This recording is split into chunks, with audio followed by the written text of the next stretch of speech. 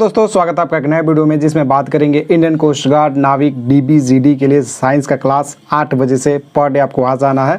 और यहाँ पे टॉप 20 क्वेश्चन डेली डिस्कस करेंगे और टारगेट आपका 10 में 10 का इसलिए है क्योंकि एग्जाम में आपके साइंस के 10 ही क्वेश्चन मिलने वाले हैं और एकदम सिलेक्शन की ओर क्या करना है, बढ़ते चले जाना है धीरे धीरे, राइट। तो ये फर्स्ट क्लास है आपका टॉप 20 क्वेश्चन डिस्कस करेंगे जो कि आपके एग्जाम में हर बार पूछे जाते हैं, प्रीवियस ईयर क्वेश्चन है। तो आप तो लास्ट में आप लोग क्या करना है, आंसर आपको कमेंट बॉक्स में बताते चलना है और साथ में लास्ट में आपका स्कोर बताना है कि 20 में से आपके कितने सही हुए, राइट। तो वीडियो को लाइक कर दीजिएगा, शेयर कर दीजिएगा। सपना है इंडियन कोस्ट गार्ड में ही जाना है, चाहे वो डीबी हो या फिर जीडी हो, तो फटाफट कर लीजिए चैनल को सब्सक्राइब, बेल आइकन के बटन को प्रेस कर लीजिए ताकि जो भी अपडेट इन्फॉर्मेशन आए सबसे पहले आप तक पहुंचते रहे। तो चलिए स्टार्ट करते हैं क्लास को। फटाफट लाइक एंड शेयर कर दीजिए। डिस्क्रिप्शन में टेलीग्राम का लिंक है, वहां पे जरूर ज्वाइन हो जाएगा ताकि जो भी अपडेट इन्फॉर्मेशन क्लासेस अपडेट है सबसे पहले आप तक मिलते रहे। स्टार्ट करते हैं सेशन को और यूट्यूब प्रमजीत क्लासेस सब्सक्राइब जरूर कर लीजिएगा। कोस्ट गार्ड मतलब प्रमजीत क्लासेस। साइंस का क्वेश्चन यहाँ पर डिस्कस करेंगे, टॉप 20 क्वेश्चन जो कि प्रीवियस ईयर आपके होने वाले हैं, कि एग्जाम में आपको देखने को मिलने ही वाले हैं, राइट। चलिए स्टार्ट करते हैं। एंड आपका फर्स्ट क्वेश्चन है, जैसे कि मैं थोड़ा सा इसको जूम कर लूँ ताकि आपको क्लियरली दिखाई दे, राइट। चलिए जो आपका फर्स्ट क्वेश्चन होने वाला है, सिरका में कौन सा अम्ल पाया जाता है, जो कि मोस्ट इंपॉर्टेंट क्वेश्चन है, कई बार आपके एग्जाम में देखने को मिल चुका है। सिरका में कौन सा क्या पाया जाता है, अम्ल पाया जाता है। तो फटाफट आपको बताना है। And your option is A दे रखा है एसिटिक अम्ल, सेकंड में दे रखा है सिट्रिक अम्ल, सी में लैक्टिक और डी में मैथेनोइक अम्ल दे रखा है। तो सिरका में कौन सा अम्ल पाया जाता है वो आपको बताना है। देखते हैं सबसे पहले राइट आंसर कौन देता है। तो चलिए राइट आंसर जो आपका हो जाने वाला है, आपका सिरका में जो पाया जाता है वो पाया जाता है एसिटिक अम्ल, जो कि ऑप्शन ए आपका करेक्ट हो जाएगा। चलिए हम बात कर लेते हैं ये तीन जो ऑप्शन दे रखे हैं वो किस किस ऑप्शन में, मतलब कि किस किस चीज़ में पाया जाता है। जैसे कि लैक्टिक अम्ल देखा जाए तो ये आपका किस चीज़ में पाया जाता है, लैक्टिक अम्ल जो होता है वो आपका पाया जाता है दही में, या फिर खट्टा दूध वगैरह हो जाता है तो उसमें लैक्टिक अम्ल की मात्रा आ जाती है, राइट। अगर बात करें यहाँ पे सिट्रिक अम्ल की, तो ये आपका संतरा में, या फिर खट्टा नींबू वगैरह जो होता है, नींबू वगैरह उसमें आपको ये दही लिख लीजिए, दही या फिर खट्टा दूध, राइट। ये आप नोट कर लीजिएगा, थोड़ा सा लिखने में प्रॉब्लम आ रहा है। और यहाँ पे मैथेनोइक जो होता है ये बिच्छू का डंक में आपको देखने को मिल जाता है, ये मैथेनोइक अम्ल। ये बिच्छू के डंक में या फिर चींटी के डंक वगैरह में ये क्या होता है, आपको मैथेनोइक अम्ल मिलता है। चलिए बात करेंगे क्वेश्चन नंबर सेकंड की। एंड सेशन आपको कैसा लग रहा है ज़रूर बताइएगा। एंड सेकंड हमारा जो क्वेश्चन दे रखा है वो हम यहाँ पे देख सकते हैं। घुलनशील नमक मिलाने पर जल का पृष्ठ तनाव क्या होता है। जो घुलनशील नमक मिलाने पर जल का जो है पृष्ठ तनाव क्या होता है, जब नमक घुलनशील हो जाता है उसमें मिला देने पर जल में, तो उस टाइम पे जो पृष्ठ तनाव है, सरफेस टेंशन है, वो क्या हो जाता है, घट जाता है, इंक्रीज करेगा, डिक्रीज करेगा, या फिर इंक्रीज और डिक्रीज दोनों कोई भी, या फिर कोई परिवर्तन, नो चेंज। तो वो आपको बताना है घुलनशील नमक मिलाने पर जल का पृष्ठ तनाव क्या होता है। तो आपको फटाफट राइट आंसर देना है। तो घुलनशील नमक मिलाने पर जो आपका क्या होता है, जल का पृष्ठ तनाव जो होता है वो होता है कि बढ़ जाता है, राइट। तो आपको क्या नोट कर लेना है, option B is the correct answer हो जाएगा। चलेंगे क्वेश्चन नंबर थर्ड पे। एंड क्वेश्चन नंबर थर्ड हमारा क्या दे रखा है वो हम थोड़ा सा डिस्कस करेंगे। चलिए यहाँ पे थोड़ा सा आ गया है, ऑप्शन 2 नीचे चला गया है, चलिए कोई नहीं। जो सेकेंड हमारा क्वेश्चन दे रखा है वो दे रखा, अमीबा द्वारा द्विखंडन के दौरान कितने जनक की आवश्यकता होती है। अमीबा द्वारा द्विखंडन के दौरान कितने जनक की आवश्यकता होती है। तो जो आपका राइट आंसर हो जाएगा, ऑप्शन दे रखा है पहले तो एक में ए दे रखा है, सॉरी ए दे मतलब ए में 1 दे रखा है, ऑप्शन 2, सी में मान लीजिए आपका 3 और डी में मान लीजिए ऑप्शन 4। तो कौन सा आंसर राइट हो जाएगा, अमीबा द्वारा द्विखंडन के दौरान कितने जनक की आवश्यकता होती है। तो जो आपका राइट आंसर हो जाने वाला है वो 1। कितने आवश्यकता होती है, 1 की आवश्यकता होती है, नोट कर लीजिए। चलिए 2 ऑप्शन नीचे चला गया। हाँ चलेंगे क्वेश्चन नंबर आपके आ गए हैं 4 पे। एंड हमारा क्वेश्चन नंबर 4 में दे रखा है, क्वेश्चन नंबर 4 दे रखा है, पालक में सबसे ज़्यादा पाया जाता है। कौन सा अम्ल यहाँ पे दे रखा है कि पाया जाता है पालक में, राइट। ऑप्शन ए दे रखा है ऑक्सैलिक अम्ल, बी दे रखा है टार्ट्रिक अम्ल, और सी दे रखा है सिट्रिक अम्ल, और डी दे रखा है लैक्टिक अम्ल। लैक्टिक और सिट्रिक ऑलरेडी बता रखा है। टार्ट्रिक अम्ल आपका किस में पाया जाता है ये आप बताइए। और मैं पालक में सबसे ज़्यादा अम्ल जो पाया जाता है वो कौन सा होता है भाई साहब, तो होता है ऑक्सैलिक अम्ल। मोस्ट इंपॉर्टेंट क्वेश्चन है, नेवी में आ चुका है, कोस्ट गार्ड में आ चुका है, और आपको ये एनडीए वगैरह में भी क्वेश्चन मिल चुका है, और कई सारे एग्जामों में आपको मिला है ये देखने को। एसएससी में भी आया है ये क्वेश्चन। बाकी आप समझ सकते हैं कितना इंपॉर्टेंट है कोस्ट गार्ड के लिए। तो पालक में सबसे ज़्यादा ऑक्जैलिक अम्ल पाया जाता है। और जो आपका ये टार्ट्रिक अम्ल दे रखा है ये किस चीज़ में पाया जाता है भाई साहब, तो ये इमली में पाया जाता है, तो ये आपको नोट कर लेना है। चलिए चलेंगे क्वेश्चन नंबर 5 पे। एंड क्वेश्चन नंबर 5 में हमारा दे रखा है, क्वेश्चन नंबर 5 में दे रखा है दाल में किस पोषक तत्व का अच्छा स्रोत है वो आपको बताना है। दाल में किस पोषक तत्व का अच्छा स्रोत है वो आपको बताना है। And your option A is they रखा है कैल्शियम, बी में दे रखा है लोहा, सी में दे रखा है विटामिन एंड डी में प्रोटीन दे रखा है। तो दाल में कौन सा पोषक तत्व जो है, न्यूट्रिएंट्स जो है आपका अच्छा स्रोत है दाल में जो पाया जाता है वो आपको बताना है। तो चलिए देखते हैं सबसे पहले राइट आंसर कौन देता है। तो चलिए मैं आपको बता दूं जो इसका राइट आंसर हो जाने वाला है और वो होने वाला है प्रोटीन, जो कि ऑप्शन डी आपका करेक्ट आंसर हो जाएगा। एंड चलेंगे क्वेश्चन नंबर 6 पे। एंड क्वेश्चन नंबर 6 में हमारा दे रखा है कौन सा यौगिक ईंधन के रूप में उपयोग किया जाता है। तो कौन सा भाई साहब यौगिक है जो कि ईंधन के रूप में हम उपयोग करते हैं। क्वेश्चन नंबर है हमारा 6 एंड ऑप्शन आपका दे रखा है, ऑप्शन ए में दे रखा है ethane, B butane, C methane and D propane. तो राइट आंसर देखते हैं सबसे पहले कौन बताता है कि कौन सा यौगिक ईंधन के रूप में उपयोग किया जाता है। तो ईंधन के रूप में जो भाई साहब यौगिक उपयोग किया जाता है वो किया जाता है कौन सा, मीथेन, जो कि ऑप्शन सी आपका करेक्ट आंसर हो जाएगा। ओके, तो फटाफट लाइक एंड शेयर कर दीजिएगा। क्वेश्चन बताइए कैसा लग रहा है, गर्मी बहुत ज़्यादा है, पंखा क्योंकि बंद करके रखा है। ओके, चलेंगे क्वेश्चन नंबर 7 पे। एंड हमारा क्वेश्चन नंबर 7 में दे रखा है पृथ्वी की परत में कार्बन कितना प्रतिशत है वो आपको बताना है। राइट, क्वेश्चन नंबर है 7 और पृथ्वी की परत में कार्बन कितना प्रतिशत वो आपको बताना है। एंड ऑप्शन ए दे रखा है 0.02%, बी में दे रखा है 0.03%, डी में सी में दे रखा है 2% एंड डी में दे रखा है 4%। तो राइट आंसर क्या होगा वो आपको बताना है। तो चलिए सबसे पहले आंसर कौन देता है, तो मैं आपको बता दूं पृथ्वी की परत में जो कार्बन कितना प्रतिशत है वो होता है 0.02%, जो कि ऑप्शन ए आपका करेक्ट आंसर हो जाएगा। चलेंगे क्वेश्चन नंबर आपका किसमें, 8 पे। और 8 नंबर क्वेश्चन यहाँ पे देख लीजिए, फिर मैं आपको ऑप्शन दिखाता हूँ। राइट, क्वेश्चन 8 दे रखा कार्बन की संयोजकता कितनी होती है आपको बताना है। एंड चलिए ऑप्शन देखते हैं क्या दे रखा है, यहाँ पे आ गया है थोड़ा सा, इसको मैं चलिए यहाँ पे आप नोट कर लीजिएगा, कार्बन की संयोजकता कितनी होती है वो आपको बताना है। राइट, ओके, आपने क्वेश्चन याद हो गया होगा, वैसे देख ही लिया होगा। ऑप्शन ऑप्शन ए में दे रखा है 3, बी में दे रखा है 4, सी में 5 एंड डी में 8। तो क्या होती है कार्बन की संयोजकता आपको बताना है। एंड देखते हैं सबसे पहले राइट आंसर कौन देता है। तो मैं आपको बता दूं कार्बन की जो संयोजकता होती है वो कितनी होती है भाई साहब, तो आंसर आपका जो हो जाएगा वो हो जाएगा 4। ओके, तो नोट कर लीजिए, जो कि ऑप्शन बी में आपको मिल जाएगा। चलिए, ध्रुव पर जी का मान होता है। राइट आंसर देखते हैं सबसे पहले कौन बताता है और नोट करिए, थोड़ा सा ऑप्शन भी तो आना चाहिए ना। चलिए हाँ बताइए फटाफट, ध्रुव पर जी का मान होता है कितना होता है, मतलब कितना का मतलब कि मिनिमम होता है, मैक्सिमम होता है, या फिर इंक्रीज डिक्रीज कोई भी हो सकता है, या फिर कोई परिवर्तन नहीं, नो चेंज। तो चलिए ऑप्शन ए में दे रखा है अधिकतम, बी न्यूनतम, सी बढ़ या घट सकता है, डी दे रखा है कोई परिवर्तन नहीं। तो मैं आपको बता दूं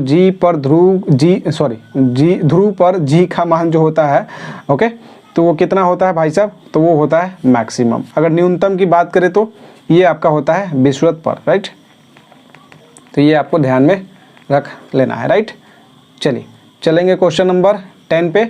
और क्वेश्चन नंबर 10 आपका जो दे रखा है ग्रेफाइट का उपयोग होता है। ओके, चलिए बताएंगे कौन कौन बताता है ग्रेफाइट का उपयोग कौन कौन होता है। और ये हमारा 10वां क्वेश्चन, मतलब समझ लीजिए एक सेट आपका समाप्त हो गया। ग्रेफाइट का उपयोग होता है आपको बताना है। एंड आपका ऑप्शन दे रखा है, ऑप्शन ए में पेंसिल बनाने में, बी परमाणु भट्टी में, सी इलेक्ट्रोड के रूप में एंड डी दे रखा है इनमें से सभी। राइट, तो बताना है ग्रेफाइट का उपयोग किस लिए किया जाता है, क्वेश्चन नंबर 10। और देखते हैं सबसे पहले राइट आंसर कौन देता है। पेंसिल बनाने में, परमाणु भट्टी में, इलेक्ट्रोड के रूप में एंड इनमें से सही, मतलब कि ऑल ऑफ दीज। ओके भाई साहब, लाइक कर दीजिए, शेयर कर दीजिए। और ग्रेफाइट का उपयोग होता है इन सभी में, मतलब कि इस सभी में, पेंसिल बनाने में भी किया जाता है, परमाणु भट्टी में भी, इलेक्ट्रोड के रूप में भी, मतलब कि ऑल ऑफ दीज। यहाँ पे आंसर राइट आपका हो जाएगा। चलेंगे क्वेश्चन नंबर 11 पे। एंड क्वेश्चन नंबर हमारा 11 दे रखा है, गैसों में कणों की गतिज ऊर्जा होती है। गैसों में कणों की गति जो ऊर्जा होती है, काइनेटिक एनर्जी जो होती है वो कितनी होती है, मतलब कि कितनी का मतलब मैक्सिमम, मिनिमम, या घट या बढ़ सकता है, या फिर नो चेंज। ओके, चलिए ऑप्शन ए में दे रखा है अधिकतम, बी में न्यूनतम, सी में घट या बढ़ सकता है, डी में कोई परिवर्तन नहीं होगा। तो देखते हैं सबसे पहले राइट आंसर कौन देता है। तो मैं आपको बता दूं गैसों में जो कणों की जो गतिज ऊर्जा होती है, काइनेटिक एनर्जी होती है, वो होती है मैक्सिमम, जो कि अधिकतम, जो कि ऑप्शन ए आपका राइट आंसर हो जाएगा। चलेंगे क्वेश्चन नंबर 12 पे। एंड क्वेश्चन नंबर 12 हमारा दे रखा है क्वेश्चन नंबर 12 दे रखा है कि जेट प्लेन किस सिद्धांत पर काम करता है, वो आपको बताना है। क्या जेट प्लेन जो होता है वो किस सिद्धांत पर काम करता है? ऑप्शन ए में दे रखा है गति का तीसरा नियम, बी में दे रखा है गति का दूसरा नियम, सी में दे रखा है गति का प्रथम नियम एंड डी आप नोट कर लीजिए, इनमें से कोई नहीं, इनमें से कोई नहीं, आप नोट कर लीजिए फटाफट। एंड राइट आंसर देखते हैं, सबसे पहले राइट आंसर कौन देता है। तो गति का जो नियम कौन सा नियम लागू होगा या फिर नहीं होगा। जेट प्लेन किस सिद्धांत पर काम करता है? तो ये काम करता है गति के किससे तीसरे नियम पर, न्यूटन के गति के तीसरे थर्ड लॉ पे आपका ये काम करता है। चलेंगे क्वेश्चन नंबर 13 पे, और क्वेश्चन नंबर 13 में दे रखा है आपका, थोड़ा सा इसको छोटा कर दे, हाँ चलिए।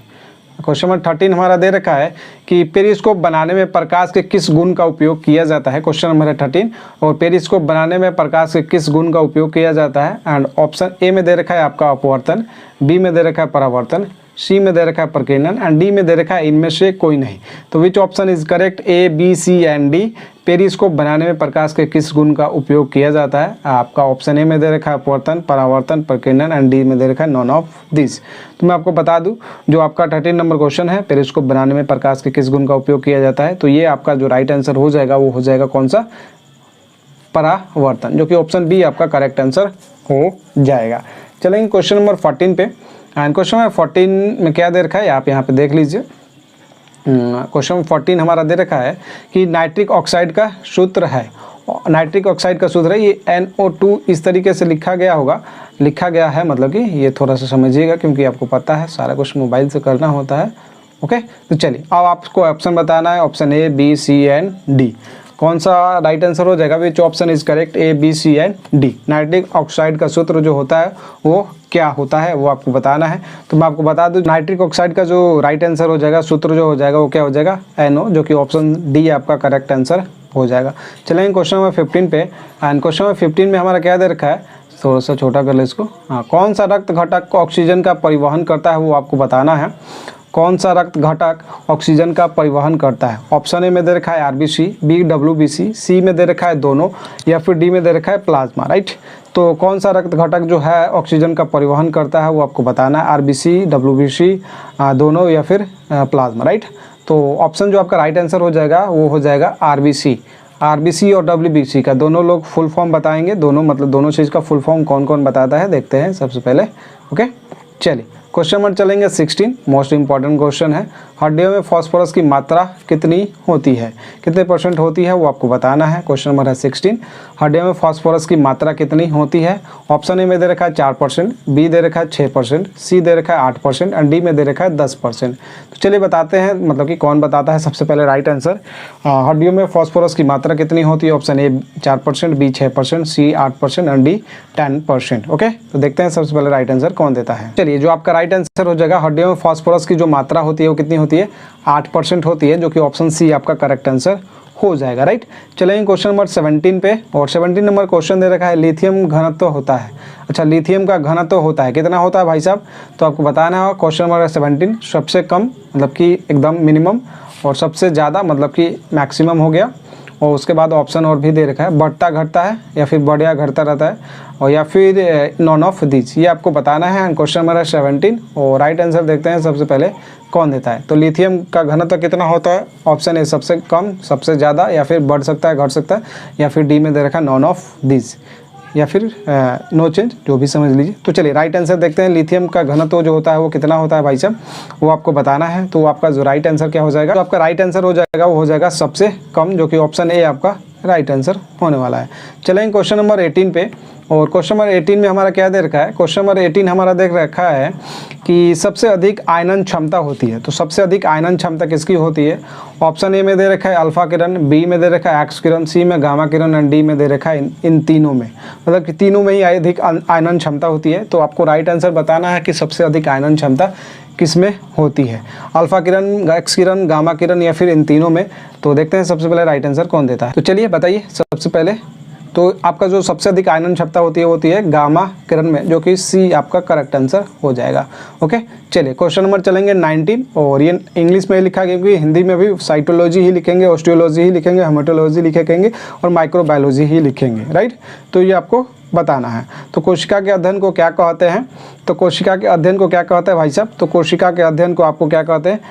ऑप्शन ए में दे रखा है आपका साइटोलॉजी, बी ऑस्टियोलॉजी, और सी में दे रखा है हेमेटोलॉजी, एंड डी में दे रखा है माइक्रोबायोलॉजी, राइट। तो देखते हैं सबसे पहले राइट आंसर कौन देता है। तो कोशिका के अध्ययन को क्या कहते हैं भाई साहब? तो ये कहते हैं साइटोलॉजी, जो कि ऑप्शन ए आपका करेक्ट आंसर हो जाएगा। तो ये तो हो गया भाई साहब कोशिका के अध्ययन। अगर ऑस्टियोलॉजी की बात कर ले तो ये किसको कहते हैं? तो ये कहते हैं हड्डियों के अध्ययन को, स्टडी ऑफ बोन्स को कहते हैं। ये आप नोट कर लीजिएगा, स्टडी ऑफ बोन्स। अगर हेमेटोलॉजी की बात कर ले तो स्टडी ऑफ ब्लड, ये नोट कर लीजिएगा। ओके, तो ये आपको नोट कर लेना। चलेंगे क्वेश्चन नंबर लास्ट, जो कि हमारा 20 नंबर क्वेश्चन है। प्रैक्टिस सेट नंबर से दूसरा ये कंप्लीट हो गया। सबसे भारी धातु है, ऑप्शन ए में दे रखा है ऑस्मियम, बी में क्रोमियम, सी गैलियम, और डी में दे रखा है लिथियम, राइट। तो सबसे भारी धातु कौन सा है वो आपको बताना है। एंड सबसे पहले देखते हैं सबसे पहले राइट आंसर कौन देता है, राइट। सबसे भारी धातु, तो चलिए इस क्वेश्चन का आंसर आपको कमेंट बॉक्स में देता है और देखते हैं सबसे पहले राइट आंसर कौन देता है, राइट। तो इसका राइट आंसर कौन देता है कमेंट बॉक्स में आपको बताना है। ओके, चलिए बाकी thank you for watching, do like and share please. Coast guard मतलब परमजीत क्लासेस, और सपना है कोस्ट गार्ड, तो अभी सब्सक्राइब करें परमजीत क्लासेस यूट्यूब चैनल। बाकी वीडियो को लाइक शेयर कर दीजिए एंड सब्सक्राइब कर दीजिए, शेयर जरूर कर दीजिए ताकि औरों को भी हेल्प मिले। And channel first time visit किए तो बिल्कुल भी सब्सक्राइब कर ले। एंड टेलीग्राम से जरूर जुड़े, कोई भी डाउट हो, कोई भी क्वेश्चन हो, क्वेरी हो, किसी भी क्वेश्चन में दिक्कत हो तो इस नंबर पे आप मैसेज कर सकते हैं। कोई सवाल जवाब हो इस पर आप कर सकते हैं। चलिए मिलते हैं एक नया वीडियो में, तब तक के लिए बाय, जय हिंद, जय भारत, वंदे मातरम। एंड डेली 8 बजे जुड़ना ना भूलें। एंड कमेंट में अपना स्कोर जरूर बताइएगा और क्वेश्चन कैसा था वो भी ज़रूर बताइएगा। जय हिंद, जय भारत, वंदे मातरम।